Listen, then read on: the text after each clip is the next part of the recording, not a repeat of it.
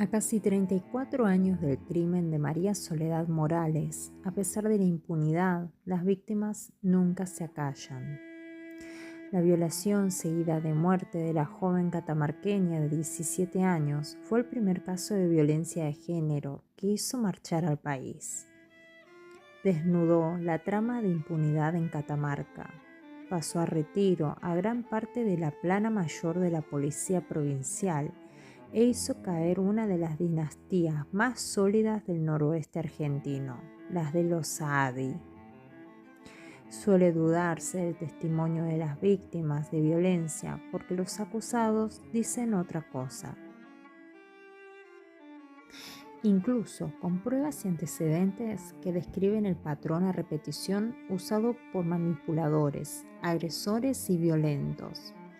El 7 de septiembre de 1990, María Soledad Morales, de 17 años, salió de su casa en Catamarca, rumbo a un baile organizado para recaudar fondos para su viaje de egresadas. Nunca volvió. Su cuerpo desfigurado fue hallado 3 días después, con signo de haber sido sometido a todo tipo de vejaciones. Los responsables fueron varios hombres allegados al poder de esa provincia. Para limpiar su propia imagen, los violadores y asesinos trataron de desviar la causa.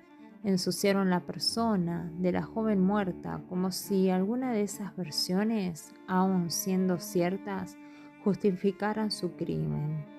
Ellos, autores grupales de la violación y muerte de una adolescente indefensa, también dijeron otra cosa. Violencia de género y poder político, nefasta alianza.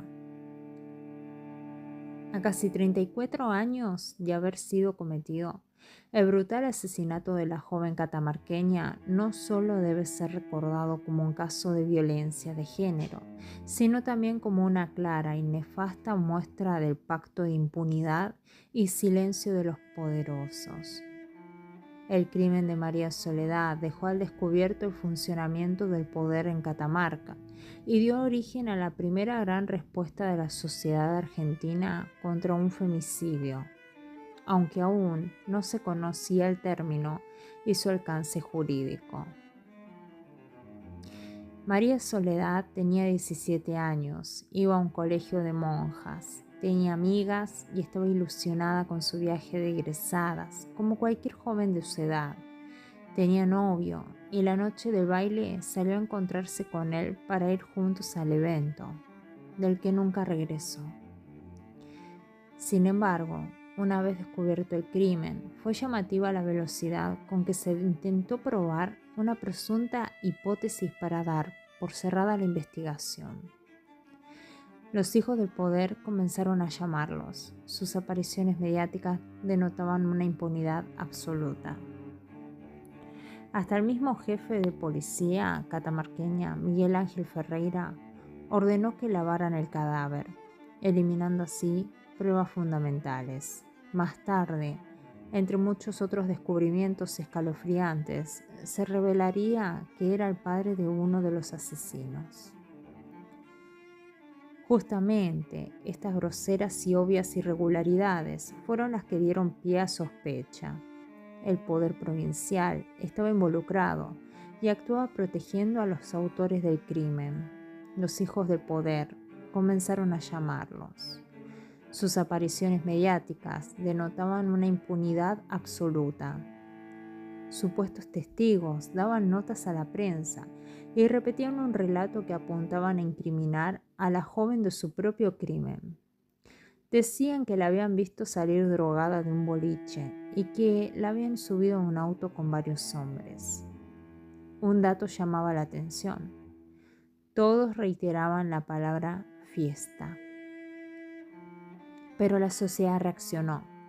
La provincia entera comenzó a movilizarse en las llamadas marchas del silencio, organizadas por la monja Marta Pelloni, rectora del colegio que asistía María Soledad, que se iniciaron en Catamarca y luego se extendieron por todo el país. Aunque el mayor motivador no era el caso de violencia de género en sí, sino la corrupción del poder concentrado que manejaba la provincia y del que todos soportaban sus consecuencias.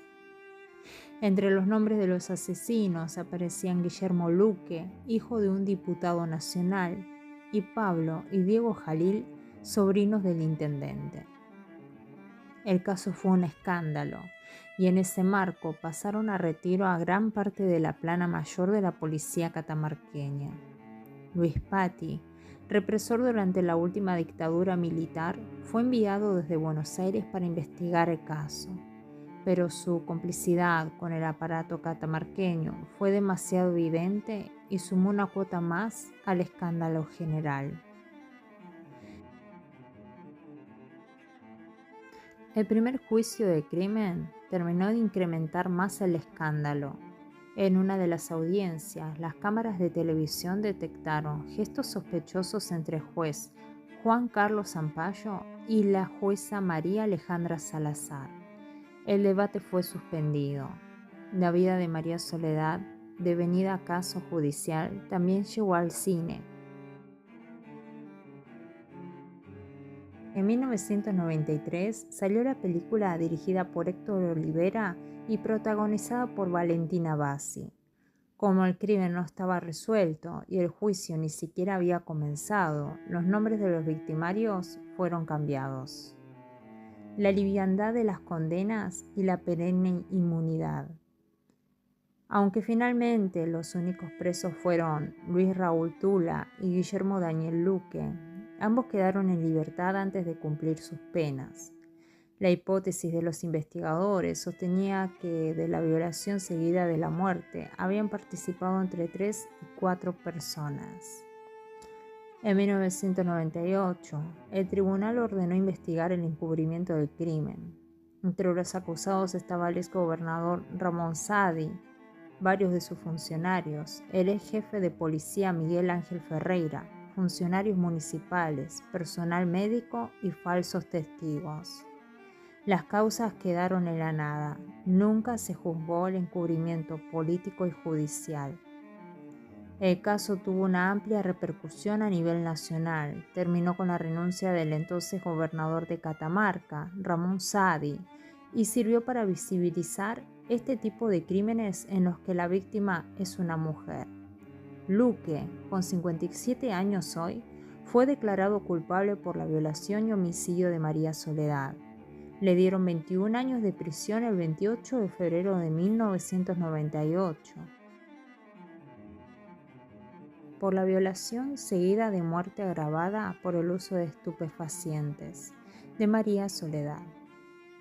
Estuvo preso solamente 14 años. Salió de la cárcel de Catamarca en abril del 2010, bajo libertad condicional por buena conducta.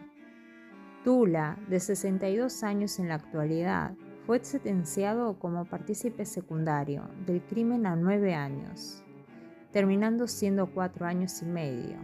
Los dos viven en el centro de Catamarca. Tula es abogado penalista, estudió en la cárcel. No solo los dos condenados dicen aún hoy otra cosa. También lo hicieron los más de 30 testigos falsos que declararon en la causa, su familia y sus cómplices. Pero el recuerdo vivo de María Soledad, como el de las de cientos de víctimas que la sucedieron desde entonces, jamás será callado, a pesar de la vergonzosa impunidad.